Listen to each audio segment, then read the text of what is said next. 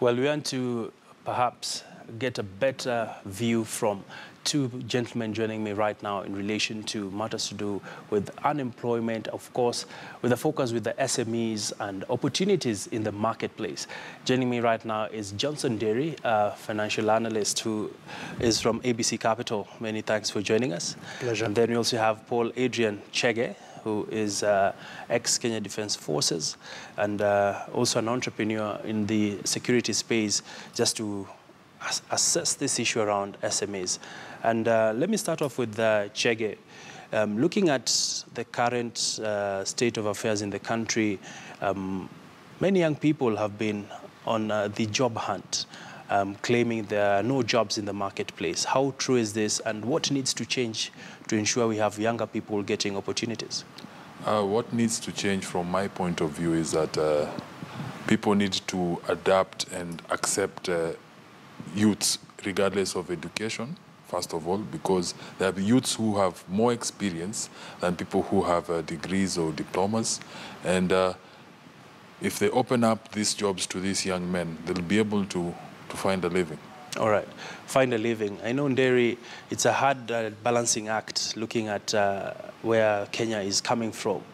We're seeing a downsizing of companies, some exiting the Kenyan market. And is there the saving grace for the unemployed young people? It's a tough question. Well, of course, as long as you're still breathing, there is hope. Mm-hmm. But clearly, I don't think we're in a good place. And I keep pointing this out very often, that today, as we speak, the savings rate we are currently sustaining is not even enough to sustain the stock of capital we have. Mm-hmm. So we're going to see one of two things. Either we're going to see deterioration of our capital stock, and I don't know where and that means lower productivity. Mm-hmm. And that also means lower employment, because that means you're de-saving now. Mm-hmm. And the fact that there's quite a bit of debt sloshing around, that means also forced savings. That means reallocating resources. You're reallocating resources towards paying debt. Mm-hmm. And so that is my fear. All right. And that can be a significant source of denying resources to the private sector mm-hmm. for purposes of, day-to-day business. All right. So that's my fear. And of course, Chege, being in the security space, yes. Many people think it's easy to transition from being actively in the army to getting a job and also starting your own kind of company. What has been the situation for you?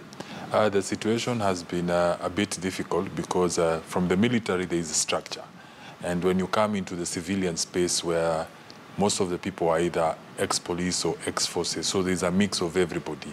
And some of the times even to start out like a security company, with the current cap on security companies is that you can only buy an existing company. Mm-hmm. You cannot start from scratch. You cannot apply and open up a new company with your own money. You buy an existing company with existing clients in order for you now to, if it's a brand name change, you do that brand name change. Mm-hmm. It is not very easy. For sure, if you're even buying a small company, mm-hmm. it will be costing between over 5 million, and that is you're asking somebody who does not even have the money or the capital to mm-hmm. start a business. Sure.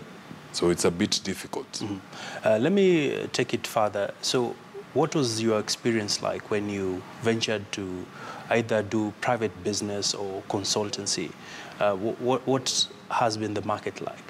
The market is a bit unstable right now with the political instability in the country. Mm-hmm. But initially we were dependent on more of tourists and high-grade clients who are coming into Kenya. Mm-hmm. And now with the political instability, nobody is sure. The market has been very unstable since June. Mm-hmm. And if you ask around, most people will tell you they are suffering losses since mm-hmm. June. Not actually from after the elections. It's actually before the elections. Uh-huh. And just before we come to you, Nderi, of course, Chege, so where does this leave that young hustler, if I may use those words. Yes, hustler. Because you have to pay bills at the end of the day. Yes. You have to make ends meet. You have to pay school fees for kids. Yes. Where does this all end up now? It leaves you in a very precarious situation, because even if you go out to the market and source, like for a business, then tell you the payment will be not, it's not immediately. Mm-hmm. You can do maybe a security site survey and they'll tell you we'll pay you a quarter. Mm-hmm. And if you look at that quarter percentage that you're getting, will not even be enough for you to even sustain your daily bills and family.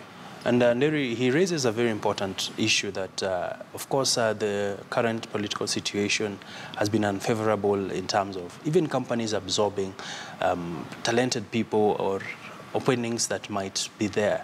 So what way forward now? Because at the end of the day, as much as we have a very well-resourced workforce as a country, if we do not tap into it, where does this leave us? Do you see people looking for opportunities outside the country, or does this eventually now spiral issues to do with crime? Well, it will lead to a lot of things. Of course, if there are not enough activities available to do, I mean, opportunities to employ the youth, and obviously crime is one of the issues. There are many things one can do. I mean, we are looking to source capital from outside, partner with investors from outside who can see the opportunities and participate in it. That's one way of looking at it. The other way, obviously, as you mentioned, brain drain is a key concern, and you should be concerned about that as well. Other things we can look at doing, and I think from the government side, is they should consider also tax cuts. I mean, if you want to spur an economy and the private sector, and I'm sure if you've been keeping track of the Stanbic market PMI, you'll see, I mean, the deterioration in the private sector activity. And it's two things. It was elections, and it was also access to credit or other resources. So those two are, of course, then you have to also look at the interest rate cap again. I have to revisit it. So I mean, the economy is a tapestry of many people's activities, and all these activities go towards supporting each other. And when you withdraw one's ability to support, then the pyramid collapses a bit. Sure. Yeah. So those are the things that the government needs to take a look at and take cognizance of, and see if it can correct where it misstepped. All right.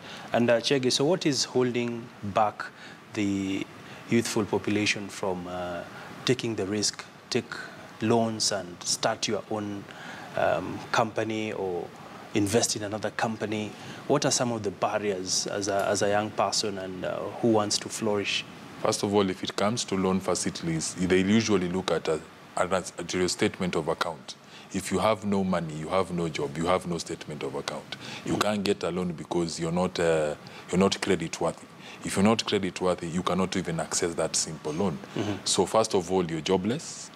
You want to start a business, you want a loan, you can't get a loan because you're not credit worthy. So it looks like a precarious situation where you have nowhere to turn to.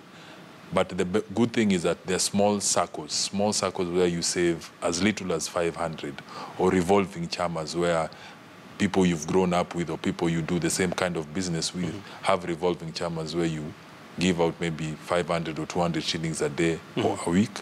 That you can build capital from that and get somebody who is an investor. But now when, like my friend has mentioned, investors look at Kenya first. They'll ask you, what am I coming to do? And it looks like a country that is not sure of where it's supposed to be.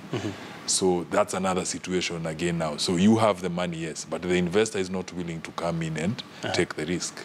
And Nderi, how sustainable are circles or the chamas that be it at WhatsApp level, be it at an estate level, or the fully fledged circles? Well, circles have been a very interesting source of capital. I mean, Transcentury was once a circle, Home Africa, Equity. I mean, you've got all this, that have been supported by circles. Chamas and circles. Yeah. So I mean, those are very good sources of capital. In fact, I think I read somewhere that I think it was an FSD report. Mortgages are actually, I mean, property purchases are 45% of property purchases is financed by circles. So you can see how important circles are to the economy. So yeah, there are interesting source of capital. The capital markets, I'm sure, have been making inroads to tap those sources. Chamas definitely to finance, especially property developments. So those are one of the ways, savings methods that have been used to support companies. But you see, if you look at the landscape today, how many companies are actually worthy of, I mean, can actually attract such capital? And the problem is when you have a shrinking market, that tells you there's something wrong. People's purchasing power is being impaired for one reason or another. So that has got to be reversed somehow, and somebody has got to take a step back, and that's what I think government should be the first to step back, and so that it can free resources to be channeled to, because you see, when you're coming to me for capital, you're actually competing with the government, because the government is going to guarantee me a good return, right? And any day it's said, government will always pay. Of course. So you've got, I mean, you start at 20%. That's what I'm demanding from you, and the government is demanding. I'm demanding from the government 12%, and the difference is because of the risk you pose. There are also other dynamics, like the pension schemes. Traditionally, pension schemes have been used to finance business. But in Kenya, the outsized size of their portfolio goes to government securities. That needs to change. And part of that is because of the regulations they work within. They're required by law, to purchase government securities. The risk-based structure will come and also hurt the startups. Yes, and private business in general, because it sort of punishes, in quotes, investment in private and in more riskier assets, which is good and bad at the same breath. So and this goes for both banks and insurance companies. All right. So all that combined, I mean, is going to be quite a perfect storm. Perfect storm. And as we wrap it up, Chege, so what's the game plan moving forward for other hardworking Kenyans like you who are trying to eke out a living despite the circumstances? What is your message, and what is your game plan?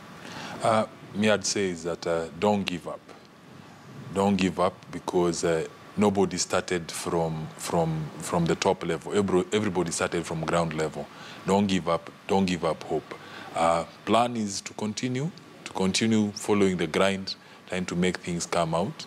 But the biggest and the largest difficult thing to be able to get into the market is that you have to be asked. So how many years experience do you have? What have you done? Show us what you have done. And this is the moment you're trying to start out. You find people who have done the business for a long time get more jobs than you, because first of all, you don't even have a portfolio. You may produce a portfolio. It is your first job. And most of the companies don't want to risk on somebody young. And we are the youth, and we're the people who are supposed to be getting these jobs. But at the end of the day, you reach at that point and you're being told you do not have enough experience. So when will you gain experience if at every door that it opens for you, somebody is telling you do not have enough experience? All right. Yes. Interesting insights there. Good place to end the conversation, gentlemen.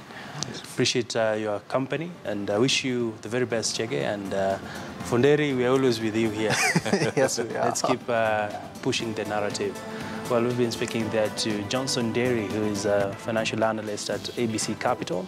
And we had the honor of hosting an ex-Kenya Defence Forces gentleman here with us, and that is Paul Adrian Chege, just breaking it down for us.